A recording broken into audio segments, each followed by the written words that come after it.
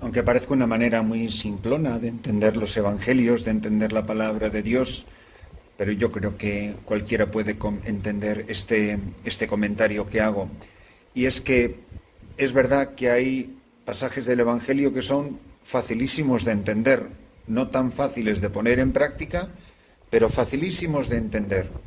Y hay evangelios que no son nada fáciles de entender. Y quizá a muchos nos pueda pasar con el pasaje que nos propone hoy la palabra de Dios, que es el final del capítulo 10 de San Mateo, en el versículo 34 hasta el primer versículo del capítulo 11 de San Mateo. En aquel tiempo dijo Jesús a sus apóstoles: no penséis que he venido a la tierra a sembrar paz. No he venido a sembrar paz, sino espadas. He venido a enemistar al hombre con su padre, a la hija con su madre, a la nuera con su suegra.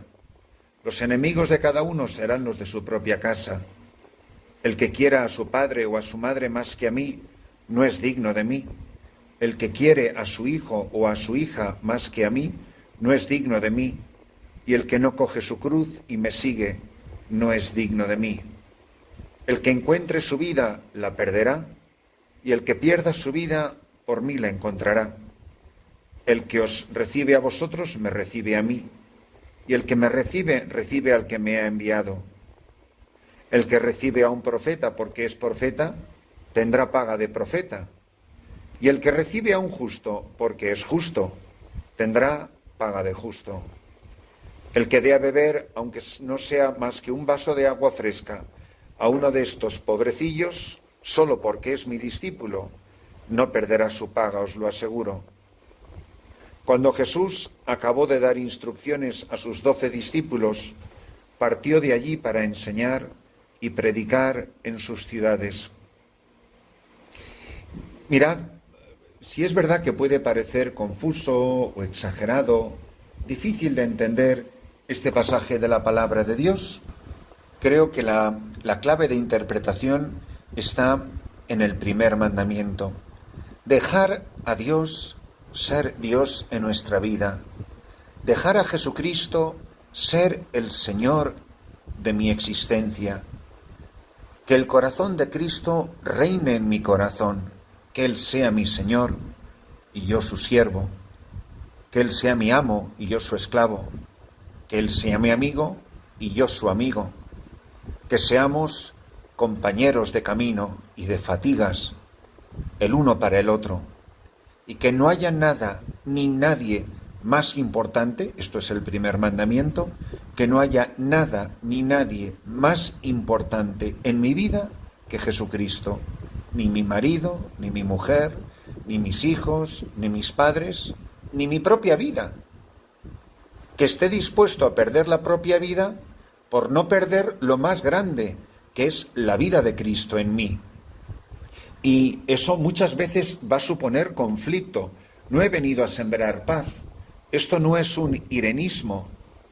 Esto no es la falsa paz de la que hablan los humanos, de la que hablan los parlamentarios, de las que hablan los políticos, de las que hablan las ONGs, de las que hablan las Naciones Unidas. ¿Qué credenciales tienen las Naciones Unidas para hablar de paz cuando va asesinando niños por el mundo en los vientres de sus madres con el dinero de nuestros impuestos? ¿Qué credenciales tienen las ONGs para hablar de paz y de resolución de conflictos cuando van repartiendo anticonceptivos por el mundo entero y fomentando el aborto y la eutanasia? La única que tiene credenciales de paz es la Iglesia, que es la Iglesia católica, porque solo ella anuncia el mensaje de Jesucristo, no por su propia credibilidad, que bien que hemos metido la pata y bien que hemos fallado los miembros de la Iglesia, sino la Iglesia católica en la medida en que es portadora de Jesucristo, Señor de la paz, Príncipe de la paz.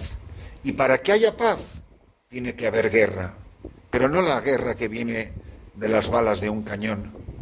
Tiene que haber la violencia contra los poderes de este mundo, contra los afectos desordenados, que pueden ser el del padre o el de la madre, el del marido, la mujer o los hijos.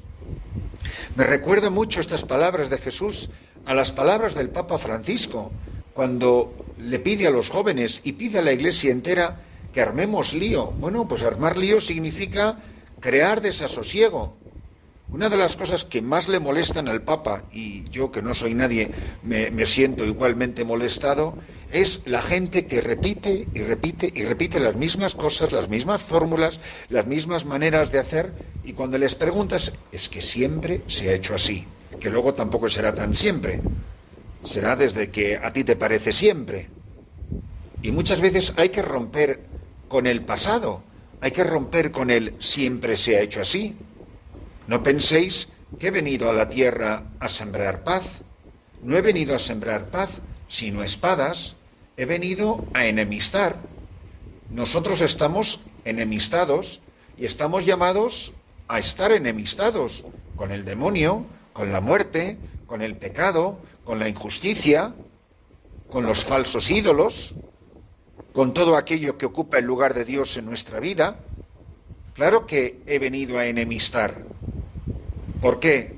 Porque si tú quieres a tu padre o a tu madre más que a mí, no mereces ser mi amigo, no mereces entrar en el cielo, no mereces entrar en el reino. Yo muchas veces pienso que el padre Kolbe alcanzó el martirio porque un hombre casado que tenía hijos no quiso ser mártir. Pero fijaros que si ese hombre se hubiese dejado matar, hubiera sido mártir. Ese padre de familia. Y San Maximiliano Kolbe fue mártir porque alguien no quiso hacerlo, porque alguien rogó que tenía hijos. Yo no juzgo a ese hombre, a lo mejor cualquier padre de familia haría lo mismo.